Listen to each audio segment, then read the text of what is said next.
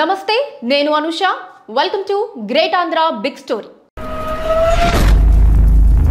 రాజకీయాల్లో ఎప్పుడు ఎవరు ఎలా ఎదుగుతారో, ఎప్పుడు ఎవరు ఎలా కనుమరుగవుతారో తెలియదు. ఇదంతా రకరకాల పరిణామాలపై, పరిస్థితులపై ఆధారపడి ఉంటుంది. రాజకీయాల్లో కేవలం కష్టపడటమే కాదు, అదృష్టం కూడా కలిసి రావాలి. రేవంత్ రెడ్డిని కొందరు అదృష్టం కొద్దీ ముఖ్యమంత్రి అయ్యాడంటారు, కొందరు అతను కష్టపడ్డాడు కాబట్టి సీఎం అయ్యాడని అంటారు. ఒక విధంగా రెండూ కరెక్టే అని చెప్పాలి. రాజకీయాల్లో ఎప్పుడు ఎవరు ఎలా ఎదుగుతారో, ఎప్పుడు ఎవరు ఎలా కనుమరుగవుతారో తెలీదు. ఇదంతా రకరకాల పరిణామాలపై, పరిస్థితులపై ఆధారపడి ఉంటుంది. రాజకీయాల్లో కేవలం కష్టపడటమే కాదు, అదృష్టం కూడా కలిసి రావాలి. రేవంత్ రెడ్డిని కొందరు అదృష్టం కొద్దీ ముఖ్యమంత్రి అయ్యాడంటారు, కొందరు అతను కష్టపడ్డాడు కాబట్టే సీఎం అయ్యాడని అంటారు. ఒక విధంగా రెండూ కరెక్టే అని చెప్పాలి. ఇక వచ్చే ఎన్నికల్లో బీఆర్ఎస్ మళ్లీ అధికారంలోకి వస్తుందని ఆ పార్టీ నాయకులు ఆశపడుతున్నారు. కేసీఆర్, కేటీఆర్, కవిత, హరీష్ రావు సహా అందరు నాయకులు ఇదే మాట చెబుతున్నారు. అందుకు వారి కారణాలు వారు చెబుతున్నారు. ఏం జరుగుతుందో తెలియదు. ఇక బీఆర్ఎస్ లో ఆధిపత్య పోరు నడుస్తోందని మీడియాలో తరచుగా కథనాలు వస్తున్నాయి. వీటిల్లో ఎంతవరకు నిజముందో తెలియదు. సీఎం పదవి కోసం కేటీఆర్, కవిత పోటీ పడుతున్నారని కొందరంటున్నారు. సరే, ఈ కథనాలు, అంచనాల సంగతి అలా ఉంచితే కవితకు సంతోషం కలిగించే సమాచారం ఒకటి సోదెమ్మలు చెప్పారు. కవిత ములుగు జిల్లాలోని ఒక ఊళ్ళో జరిగిన నాంచారమ్మ కళ్యాణంలో పాల్గొంది. ఆమెను కొందరు సోదెమ్మలు కలిసి సోది చెప్పారు. సోది చెప్పడం అంటే ఒక రకంగా జాతకం చెప్పడం అన్నమాట. సోది చెప్పే వాళ్ళ గురించి ఈ తరం వాళ్లకు తెలియదు. పల్లెటూళ్ళల్లో కనబడతారు. జ్యోతిష్యుల గురించి అందరికీ తెలిసిందే. వీళ్ళు కూడా అదే టైపు. వీళ్ళు ఊళ్ళల్లో సోది చెబుతామమ్మా సోది అనుకుంటూ తిరుగుతుంటుంటారు. చిలక జోస్యం చెప్పేవారు కూడా అంతే కదా. ఇవన్నీ పొట్టకూటి కోసం ప్రదర్శించే విద్యలు.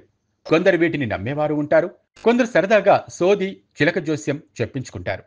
మరి కవిత సోదిని సరదాగా చెప్పించుకుందో, సీరియస్గా చెప్పించుకుందో తెలియదు.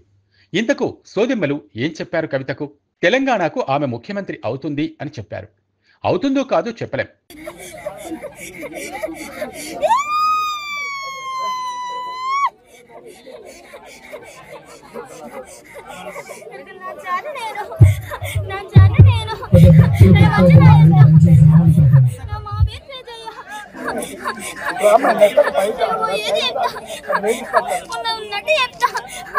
ఊరుకు నేను పడవడకు నేను తిరిగిదాన్ని నేను ఎక్కడికి చెప్పేదాన్ని తెలిసిందో బాగా.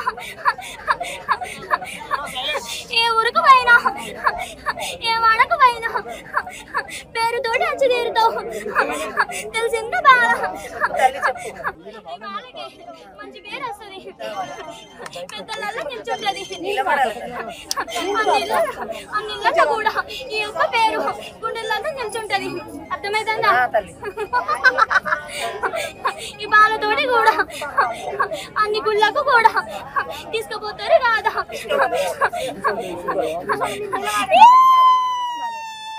తోడు నీడకు నేను ఉండి తీరుతా కాదా. పసు బండారి తోటే నీకు ఆనతిత్త కాదా. నా గుడికి వచ్చినందుకు నాకు సంతోషం అయ్యింది కదా. సరే, ఆమె బీఆర్ఎస్ పార్టీలో కవిత, కేటీఆర్ మధ్య ఆధిపత్య పోరు సాగుతున్నదా? ఈ ప్రశ్నకు కొందరు అవును అంటున్నారు. కాబోయే సీఎం అంటూ ఇటు కవిత, అటు కేటీఆర్ అనుచరులు ఎవరికి వారు స్లోగన్స్ ఇవ్వటం హాట్ టాపిక్ అవుతోంది. అసలే అనేక కష్టాలతో సతమతం అవుతున్న కారు పార్టీలో గతంలో ఎన్నడూ లేని ఈ కొత్త సంస్కృతి ఇప్పుడు క్యాడర్ను మరింత గందరగోళానికి గురి చేస్తోందనే టాక్ గుప్పుమంటోంది. పార్టీలో కవిత వర్సెస్ కేటీఆర్ అన్నట్లుగా వ్యవహారం సాగుతోందా అనే చర్చ కలకలం రేపుతోంది. ఒకసారి నిజామాబాద్లో కవిత పర్యటించినప్పుడు అక్కడి నాయకులు కవిత సీఎం సీఎం అంటూ పెద్ద ఎత్తున నినాదాలు చేశారు. ఢిల్లీ లిక్కర్ స్కామ్ కేసులో బెయిల్పై విడుదలై తొలిసారి హైదరాబాద్ వచ్చిన సందర్భంలోనూ ఎయిర్పోర్ట్లో ఇవే స్లోగన్స్ వినిపించాయి.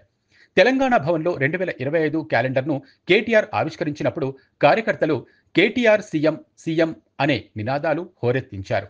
ఇప్పటి వరకు బీఆర్ఎస్ పార్టీలో సీఎం అభ్యర్థి అంటే కేసీఆర్ అనే భావన అందరిలో ఉండేది. కానీ సీఎం క్యాండిడేట్ విషయంలో ఇప్పుడు కవిత, కేటీఆర్ మధ్య ఆధిపత్య పోరు నడుస్తోందా అనే అనుమానాలు వ్యక్తమవుతున్నాయి. సీఎం అభ్యర్థి విషయంలో కవిత పేరు తరచూ వినిపిస్తోంది. జైలుకు వెళ్లిన వారే సీఎం అయితే అందులో కేటీఆర్ కంటే ముందు వరుసలో కవిత ఉంటుందని రేవంత్ రెడ్డి సైతం కామెంట్ చేశారు. బీఆర్ఎస్ ప్రధాన ప్రతిపక్షంగా దూకుడుగానే వెళ్తోంది. మాజీ సీఎం కేసీఆర్ సైతం ఈ మధ్య పార్టీ రజతోత్సవ సభలో ఘాటు విమర్శలు చేశారు. ఇప్పటి వరకు ఆ పార్టీలో సీఎం అభ్యర్థి అంటే కేసీఆర్ అనే భావన అందరిలో ఉండేది. కానీ సీఎం క్యాండిడేట్ విషయంలో ఇప్పుడు కవిత, కేటీఆర్ మధ్య ఆధిపత్య పోరు నడుస్తోందా అనే అనుమానాలు వ్యక్తమవుతున్నాయి. సీఎం అభ్యర్థి విషయంలో కవిత పేరు తరచూ వినిపిస్తోంది. జైలుకు వెళ్లిన వారే సీఎం అయితే అందులో కేటీఆర్ కంటే ముందు వరుసలో కవిత ఉంటుందని రేవంత్ రెడ్డి సైతం కామెంట్ చేశారు. బీఆర్ఎస్ ప్రధాన ప్రతిపక్షంగా దూకుడుగానే వెళ్తోంది. మాజీ సీఎం కేసీఆర్ సైతం ఈ మధ్య పార్టీ రజతోత్సవ సభలో ఘాటు విమర్శలు చేశారు. కేటీఆర్, హరీష్ రావు, కవిత ఎవరికి వారు పార్టీ కార్యక్రమాల్లోనూ అధికార పక్షంపై విరుచుకుపట్టంలోనూ ముందుంటున్నారు. అధికార కాంగ్రెస్ పార్టీకి వ్యతిరేకంగా ప్రతిరోజు యాక్టివ్గా కార్యక్రమాలు చేసుకుంటున్నారు. ప్రభుత్వ నిర్ణయాల్లో తప్పిదాలను దొరకపుచ్చుకుని కౌంటర్లు ఇవ్వటం, ప్రజల్లోకి వెళ్లటం లాంటివి చేస్తున్నారు.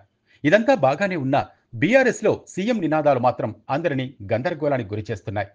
ఇక కేటీఆర్ ఏ పార్టీ కార్యక్రమానికి వెళ్ళినా, ఏ మీటింగ్కు వెళ్ళినా సీఎం సీఎం అంటూ కార్యకర్తలు నినదిస్తున్నారు. ఇక కవిత ఎక్కడికి వెళ్ళినా సీఎం సీఎం అంటూ స్లోగన్స్ ఇస్తున్నారు. మరి ఇంతకీ ఇందులో మర్మమేంటో అర్థం కాదు. వాస్తవానికి పార్టీ వర్కింగ్ ప్రెసిడెంట్ కేటీఆర్ ఎక్కడికి వెళ్ళినా రాబోయే ఎన్నికల్లో గెలుపు తమదేనని, కేసీఆర్ మళ్లీ సీఎం అవుతారని జోస్యం చెబుతున్నారు. కవిత సైతం అదే చెబుతున్నారు. మరి బీఆర్ఎస్లో ఏం జరుగుతోంది? ఇక హరీష్ రావు సీఎం నినాదాలు చేయించుకోకపోయినా ఆయన అభిమానులు అదే కోరుకుంటున్నారు.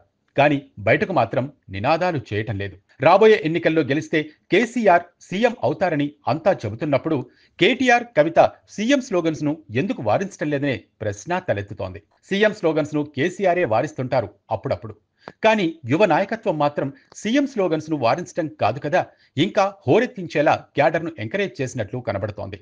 నిజానికి కేసీఆర్ తన తర్వాతి స్థానం ఎవరిది అని చెప్పకపోయినా వర్కింగ్ ప్రెసిడెంట్గా లేదా తనయుడిగా కేటీఆర్కే ఆ స్థానమని సగటు ఓటరు, సగటు బీఆర్ఎస్ కార్యకర్త భావిస్తున్నారని చెప్పడంలో ఎలాంటి డౌటు లేదు. కవిత తన ముఖ్యమంత్రి ఆకాంక్షను పరోక్షంగా బయటపెట్టిందని, ఇది ఒక ప్రచార స్టంట్ అని కాంగ్రెస్ నాయకులు అంటున్నారు. ముందుగా స్క్రిప్ట్ ఇచ్చి జోస్యం చెప్పే వ్యక్తులతో ముఖ్యమంత్రి అని ప్రత్యేకంగా చెప్పించారని, తద్వారా తన కుటుంబానికి సోషల్ మీడియా ద్వారా సందేశం పంపారని ఆరోపించారు. ప్రస్తుతం ఈ వ్యవహారం తెలంగాణ రాజకీయాల్లో కొత్త చర్చకు దారితీసింది. కవిత తన ముఖ్యమంత్రి ఆకాంక్షను పరోక్షంగా బయటపెట్టిందని, ఇది ఒక ప్రచార స్టంట్ అని కాంగ్రెస్ నాయకులు అంటున్నారు. ముందుగా స్క్రిప్ట్ ఇచ్చి జోస్యం చెప్పే వ్యక్తులతో ముఖ్యమంత్రి అని ప్రత్యేకంగా చెప్పించారని, తద్వారా తన కుటుంబానికి సోషల్ మీడియా ద్వారా సందేశం పంపారని ఆరోపించారు. ప్రస్తుతం ఈ వ్యవహారం తెలంగాణ రాజకీయాల్లో కొత్త చర్చకు దారితీసింది. ఇది ఇవాల్టి గ్రేట్ ఆంధ్ర బిగ్ స్టోరీ. మరో బిగ్ స్టోరీలో మళ్ళీ కలుద్దాం.